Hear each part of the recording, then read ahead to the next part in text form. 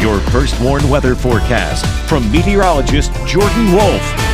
It was a calm day across the state line today, but that was not the case 4 years ago. That was the day of the 2020 Midwest derecho. That actually was the costliest thunderstorm event on record in modern U.S. history, producing numerous reports of not only damaging winds, but some tornadoes and some hail as well. Across portions of Iowa, anywhere from 100 to 120, even a report of 140 mile-per-hour winds gusts were reported within that storm system. Locally here, we did see some of those impacts as well. We had a 100 mile-per-hour wind gust reported in Foreston, and around a few tornadoes that also had touched down across far northern Illinois within that complex of storms that was on August 10th of 2020.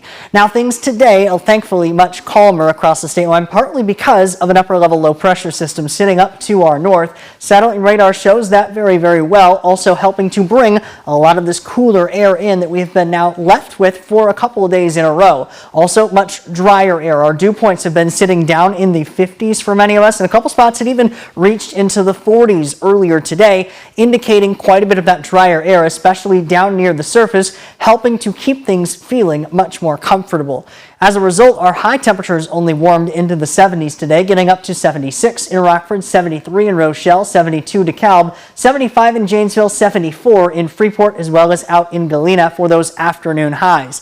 Things have started to cool off a bit quicker here into the evening. We're already down into the 50s in some spots, 56 in Rochelle, 57 Sterling, 63 though in Dixon, 62 Rockford, 61 when we look at Poplar Grove. We continue to see the clear skies as we head later and later into the night tonight, as we are underneath those clear skies with that low pressure still sitting well up to our north. As a result, we see those clear skies now pretty well with our Mercy Health SkyTrack camera overlooking Beloit, Wisconsin. And this will help to feed what we call radiational cooling. That is when we have the clear skies at night, allowing for a lot of the solar radiation we build up during the daytime to escape back into the atmosphere underneath those clear skies, cooling off our temperatures a little bit quicker. That will be the case as we head through the night tonight. Our temperatures will fall from the 50s, where many spots are now, down into the lower 50s for those overnight hours. But sunshine tomorrow will start to warm us back up. This time around, we get back into the upper 70s for many of us underneath partly cloudy skies. Still a little bit of a breeze there out of the northwest, but nothing too significant, and even a little bit calmer than what we've seen from the last couple of days. But we will continue to see then a pattern change on the way. As right now we have relatively zonal flow in the atmosphere aloft. This is when we have mostly west to east flow, that upper level low up to our north, helping to keep part of that being responsible. But we will see a little bit of that change. We start to see some of these waves in the upper levels of the atmosphere, allowing for different patterns to start building in. And that also brings a few storm complexes our direction, at least within a relatively close region. So we may at least start to see a more active pattern as we head into the early and middle parts of next week.